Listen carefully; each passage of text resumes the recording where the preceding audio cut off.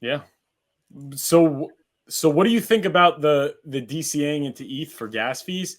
Because on the one hand, you need the ETH to unstake, but at the same time, if you're DCAing into ETH and not HEX, like probably ETH is not going to run up as much as HEX. So like, is it even worth it? Or like, My thought on this is you shouldn't even bother staking if you're staking less than 2 years, and it should be at least like 10,000 hex if you're going to stake on the Ethereum side. That's my theory on it. If you can't stake for 2 years, you shouldn't be staking. Just hold it liquid. If you sell too soon, well, that's on you. Maybe you need to practice your strong hands.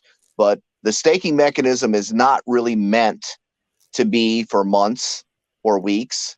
It's meant to be for years.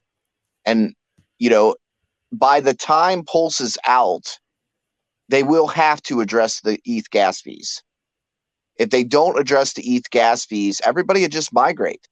They'll go to where their money is treated better. There is no competition. They own all the roads right now. And since they own all the roads right now, they can charge whatever price they damn well want. But they will have to address the gas fees in the future. So the idea is to stake out long enough that, you know, wherever the gas fees are, they're going to have to address that. Right.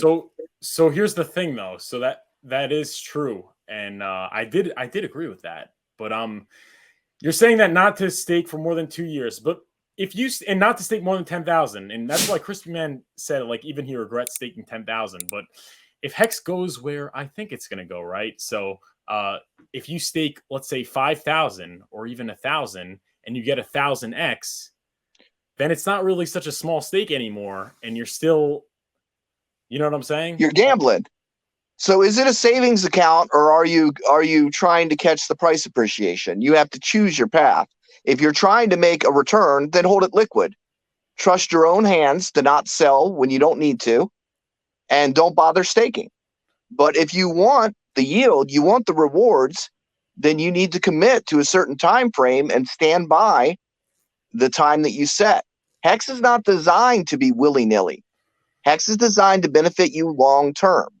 And if you don't want to go long term, then that's fine. Hold it liquid. Staking is completely optional. No, People tend to forget that part. Staking is absolutely completely optional. And they leave that out. They're like, oh, but this. You can hold it liquid just like any other coin. There's no reason not to. You can, if you're just looking for price appreciation and you're not looking for saving over time, then don't use it as a saving over time mechanism.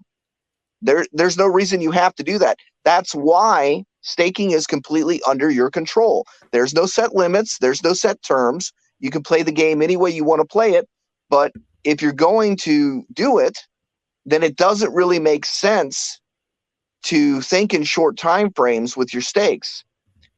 We know that, staking small amounts with the gas fees going up, it's going to take a large percentage of that. So you have to have a substantial enough stake for it to be worth you to stake it on the Ethereum network. Now, that does transfer over to Pulse, and you can do shorter rolling stakes on Pulse if you want to.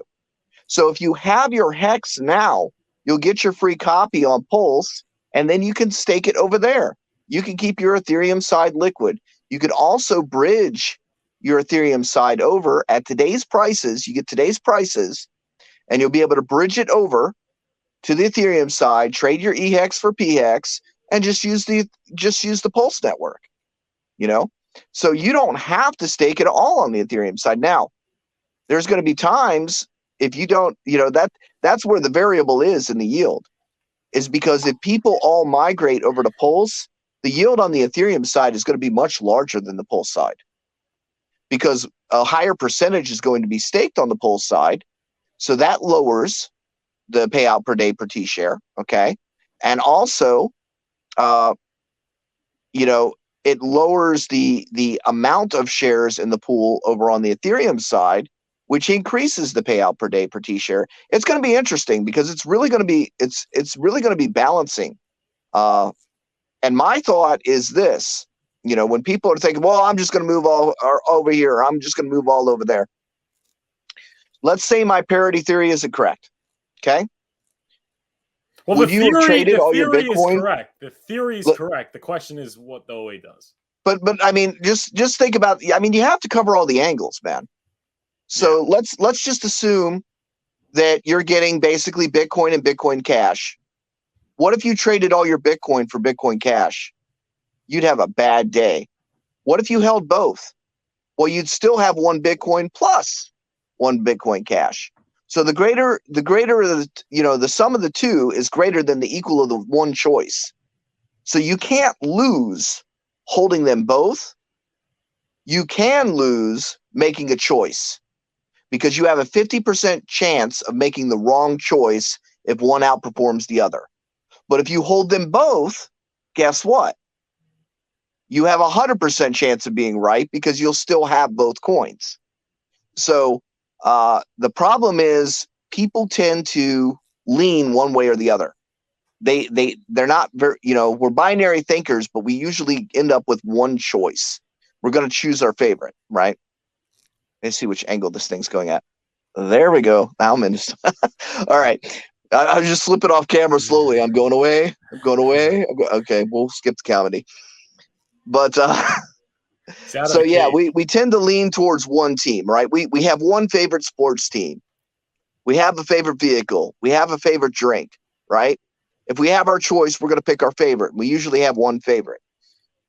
The problem is with that in crypto, if you're making a choice between something that's forked, you don't really know. You don't really know which one's going to be predominant, which way the popularity is going to lean. What are the benefits of the one versus the other, right? It's the same code, runs the same functions, but the dynamic programming is self-balancing. And even though it wasn't necessarily designed as an idea of a fork, it's going to balance within that structure because of the way that it's designed. It's ideal for a fork because it will balance the yield and the T-share rate. So the opportunities are going to be on both chains.